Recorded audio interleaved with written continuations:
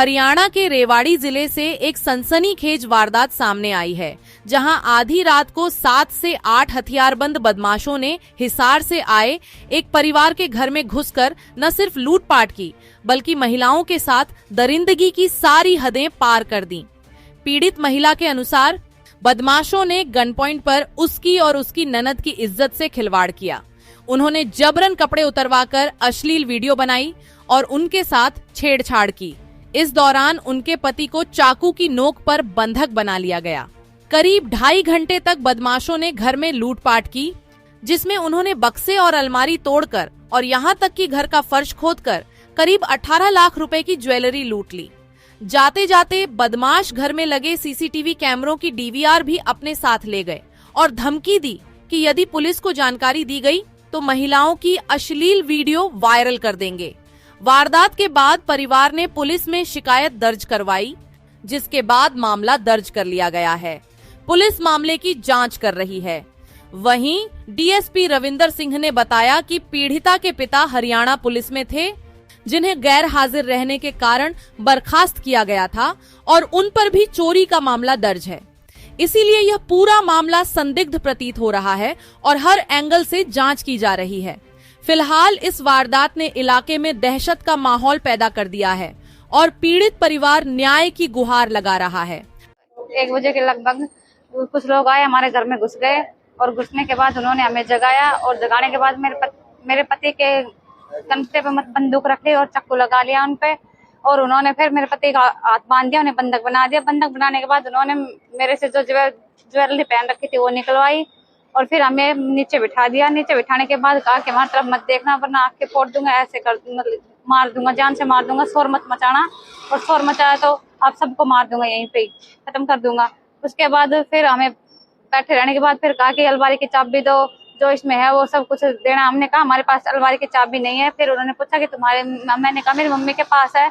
तो उन्होंने कहा तुम्हारी मम्मी कहाँ गई हुई है? सामान लेकर सर वो 17-18 तोड़े ले गए।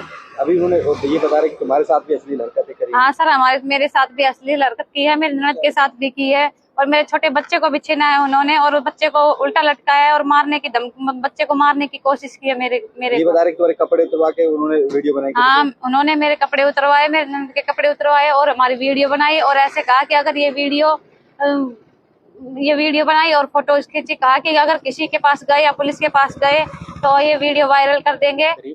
7-8 युवक जो कि वो छत के ऊपर सो रहे थे, शिकायतकर्ता और उनके परिजन, 7-8 व्यक्ति आए जो कि उनको चाकू और बंदूक की नोक पर घर में लेके गए और वहाँ पे जाके उनके जो लगभग 17 तोले के करीब सोना था और लगभग 30 तोले के करीब सिल्वर थी या चांदी थी, उसको चोरी किया और 2 जो युवती थी घर में उनकी नग्न वीडियो बनाई।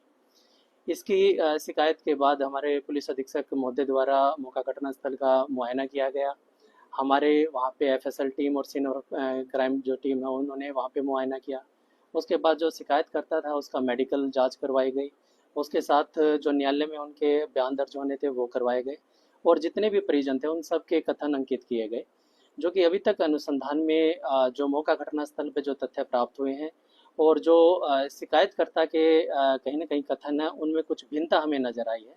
तो मामला अभी संदिग्ध है और जो तकनीकी एस्पेक्ट पे बात करें हम, जो तकनीकी हमें सबूत मिले हैं उसमें भी थोड़ा सा हमें कहीं ना कहीं जो मुकदमे में हमें तथ्य मिले हैं उसमें भिन्नता नजर आई है।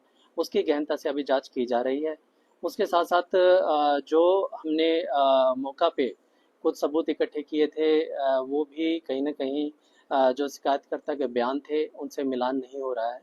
तो अभी अनुसंधान हमारा गहनता से जारी है और जैसे ही आगे जो सबूत आएंगे उनके अनुसार आगे कार्रवाई अमल में लाई जाएगी और जैसे तथ्य आएंगे आपको अवगत कराया जाएगा। घर में घुसने के कुछ सबूत वगैरह कुछ मिले, फुटेज वगैरह?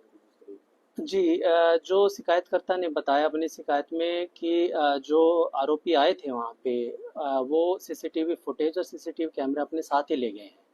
तो सीसीटीवी फुटेज और अगर मैं डीवीडी की बात करूँ तो वो तो हमारे पास अभी नहीं है, लेकिन और बहुत से तकनीकी जो तथ्य थे, जो प्रूफ थे, हमने मौके से इकट्ठा किए हैं, उनका आंकलन किया गया, विश्लेषण किया गया है और अभी और भी गहनता से वो जारी है। पहले जो युवक उस पर पहले कोई मुकदमा दर्ज है जो शिकायत करता है?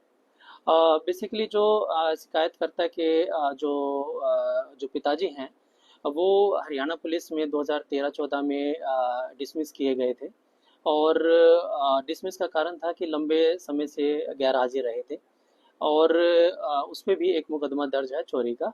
और आगे के जो भी इनके खिलाफ जो भी आगे की जो हमारे केसेस वगैरह हैं और आगे जो जांच है वो अभी जारी है।